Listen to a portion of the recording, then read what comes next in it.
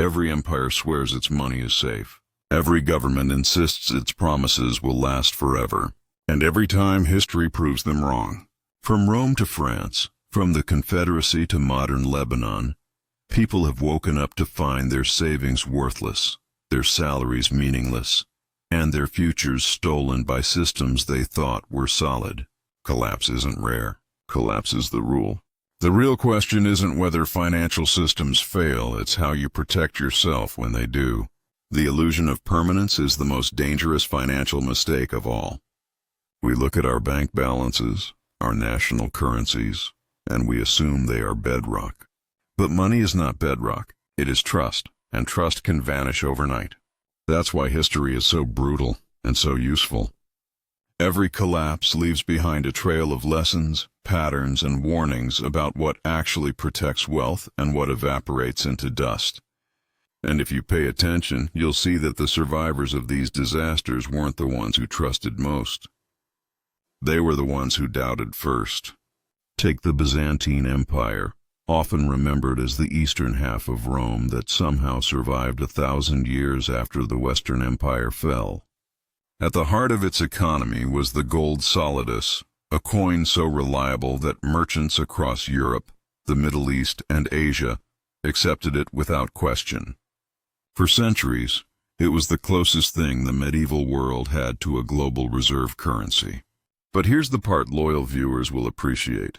You'd think they would have learned from Rome's earlier disaster with the silver denarius, when emperors kept debasing it until it was basically tin with a silver wash.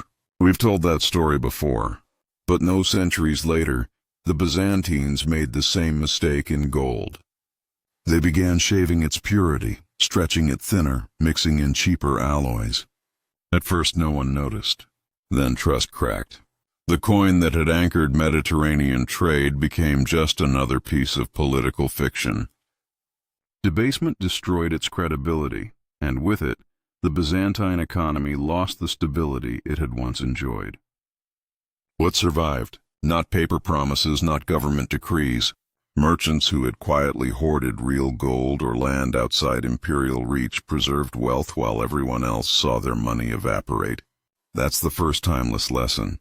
Governments cannot resist the temptation to dilute their money, and when they do, real value flees to assets they cannot counterfeit. But not every collapse comes from rulers tinkering with coins. Sometimes it comes from shocks that strike out of nowhere. In the mid-14th century, Europe was struck by the most devastating pandemic in its history, the Black Death. Between 1347 and 1351, as many as half of all Europeans died. Cities emptied, villages vanished, trade routes broke down. And yet, the economic story of the plague is more complex than simple catastrophe, because when half the labor force disappears, labor becomes precious. Survivors could demand higher wages. Food and land, once scarce, became relatively abundant compared to people. Families with liquidity, silver, goods, or even just the ability to work suddenly had leverage they'd never dreamed of. Land that once cost a fortune could be bought for a fraction. Houses stood abandoned, fields unplowed, and the survivors were in a buyer's market. If that sounds uncomfortably familiar, it should. During the COVID pandemic, we saw a modern version of this. Supply chains disrupted, governments printing trillions to keep the machine from seizing up, and a wave of inequality as those with liquidity bought assets while those living paycheck to paycheck slipped behind. In the United States, housing prices soared. Stock markets recovered almost instantly, while millions of ordinary people scrambled to cover rent. The rhyme is clear. Pandemics redistribute wealth. They always have. Survivors of the Black Death leveraged scarcity to climb the social ladder. Survivors of COVID with liquidity scooped up property, stocks, and businesses that others could no longer hold. The lesson is not comforting, but it is true. Crises reward those with reserves and punish those without them. And while pandemics show us how fast shocks can flip an economy, the collapse of banking in Renaissance Florence shows us something just as vital. Institutions that look too big to fail can fall like dominoes. In the 1340s, Florence was Europe's financial capital, home to powerful banking families like the Bardi and Peruzzi. These houses had lent heavily to kings, most disastrously to Edward III of England, who defaulted on enormous loans during his wars with France. When Edward stopped paying, the banks collapsed. Depositors were ruined. Trade froze. Florence, once rich and powerful, was thrown into turmoil. The ordinary citizen who had trusted the city's mighty banking dynasties discovered that size was not safety, and reputation was not protection. What did people learn? That too big to fail is a lie as old as finance itself. Institutions exist to profit, not to guarantee your survival. When they fall, they will take your savings with them. The lesson repeats in every century, from the Florentine crash to Lehman Brothers in 2008, to the banks of Lebanon freezing accounts in 2019. Survival belongs to those who recognize that an institution's promises are only good until the day they aren't. The American Civil War is remembered for its battles, its politics, and the abolition of slavery. But behind the gunpowder and speeches was a brutal financial war that most Americans today barely understand. The Union and the Confederacy both discovered that war on that scale required printing money. In the North, the government issued greenbacks paper currency, not backed by gold, but by the promise of the United States itself. At first, the experiment seemed bold and patriotic. But the more greenbacks that flooded the economy, the less they bought. Inflation eroded their value, and trust wavered. In the South, the problem was even worse. The Confederacy, desperate for resources, printed graybacks in staggering quantities. By the end of the war, Confederate inflation had reached almost unimaginable levels, prices rising thousands of %, salaries buying almost nothing. Soldiers' paychecks were worthless before they could even spend them. Families carried bags of bills that could barely buy a loaf of bread. By 1865, Confederate currency was not just weak. It was dead. What mattered in that collapse was not paper promises, but hard assets. Land, food, gold, anything real held value, while money became a cruel joke. For ordinary Southerners, this was devastating. Lifelong savings vanished into dust. For opportunists with access to tangible goods, the war was a chance to seize property and wealth at fire sale prices. It is a lesson Americans rarely hear, but should never forget. Your own country has already lived through a currency collapse. And when it happened, protection came not from trusting the paper in your wallet, but from holding value the system could not inflate away. France, too, offers a brutal case study in how revolutions can destroy money faster than any war. In the 1790s, as revolutionaries toppled the monarchy and seized church lands, they issued a new paper currency, the assignats. Backed, in theory, by the value of confiscated property, these notes were supposed to stabilize the economy. Instead, the government printed them with abandon. Each new issue diluted the last. Prices spiraled upward, wages failed to keep pace, and soon the assignat became worthless. Farmers refused to sell food for paper, demanding goods or silver instead.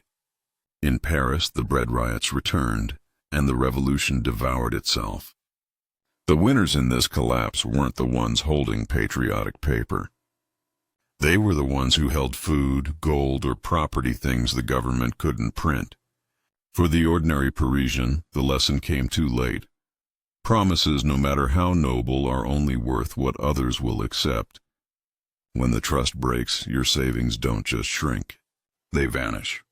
Fast forward 2 centuries, and the lesson reappears in Asia.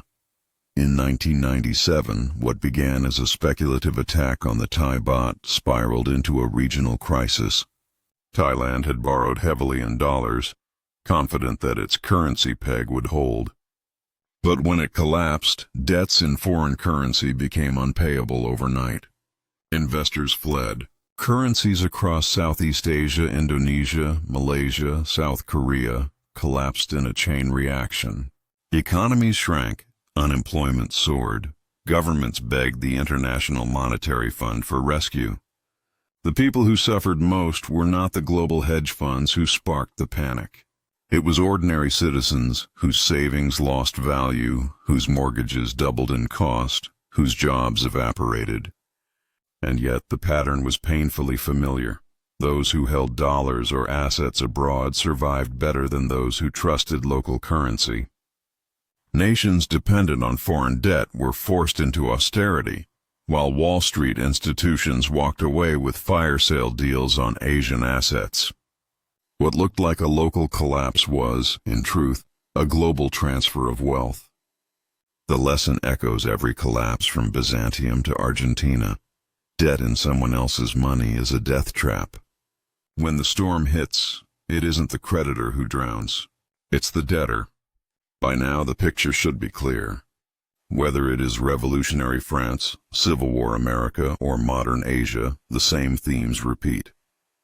Paper money collapses, debt chains nations and families, and those who survive are never the ones who trust most in the system, but the ones who recognize its fragility before it cracks. The most chilling part of history is that collapse isn't just ancient or distant. It's happening now. In Lebanon, between 2019 and 2021, the banks did something that still feels unthinkable to most people in the developed world. They locked the doors. Citizens woke up to find their deposits frozen, withdrawals limited, and their currency collapsing. The Lebanese pound lost over 90% of its value. A lifetime of savings became pocket change. People lined up outside banks, begging for access to their own money, only to be told it was gone. And it wasn't just small savers. Middle-class families, retirees, doctors and engineers, anyone who had trusted the system were wiped out. The lesson was brutal and clear. Your money in the bank is not a treasure chest. It is a loan you've made to an institution that can decide, in a crisis, not to pay you back. The people who survived best were those who had either diversified abroad, held real assets like gold or property, or kept cash outside the banking system. Everyone else was trapped. If this sounds far away, it shouldn't. In 2008, Americans watched their homes repossessed and their pensions decimated while banks that caused the crisis were bailed out. In 2020, during the pandemic, trillions were printed to keep the machine alive, a lifeline that inflated asset prices for the wealthy while leaving ordinary wages stagnant. In 2023, regional banks in the United States collapsed almost overnight when depositors lost confidence, reminding everyone that the safety of too big to fail is a fairy tale we like to tell ourselves until the day the door slams shut. So how do you protect yourself when everything falls apart? History shows there is no single answer. In Byzantium, it was gold. After the Black Death, it was liquidity to buy abandoned land. In Florence, it was not trusting too big to fail bankers. In the Confederacy, it was hard goods. In France, it was food and property. In Asia, it was avoiding debt in someone else's currency. In Lebanon, it was getting out of the banks before they closed their doors. The patterns change, but the theme is constant. Survival comes not from blind trust in paper or institutions, but from recognizing what holds real value when illusions collapse.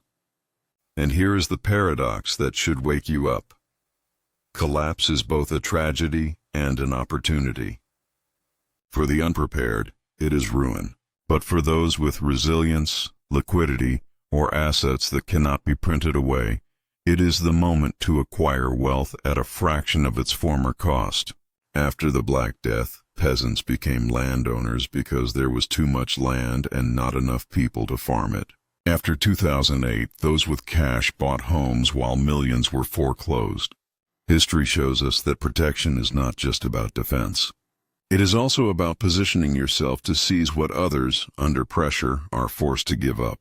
But wealth isn't only about what you own. It is also about what you can do. The survivors of history weren't just those who had gold or property. They were those who could create value when others could not. The baker who could still provide bread, the craftsman who could repair tools, the farmer who could feed a community, the merchant who could move goods across borders. These were the people who didn't just survive collapses, they rose in them. In every crisis, money loses meaning, but production never does. People still need to eat, to build, to trade, to live, and those who can meet those needs are never poor for long. That's the deeper protection. Not blind faith in institutions, not the hope that governments or banks will save you, but the combination of real assets, real skills, and the awareness that illusions always collapse. Every crisis is a transfer, from the many who trusted to the few who prepared, from paper promises to tangible value, from passive savers to active builders. History has shown this pattern again and again. So the question is not whether everything falls apart. It always does. The question is whether you will be one of the many left holding promises, or one of the few holding something real. History doesn't repeat, but if you ignore it, it will crush you all the same. If this gave you a new perspective, hit subscribe. History has the answers. I'll show you where to look.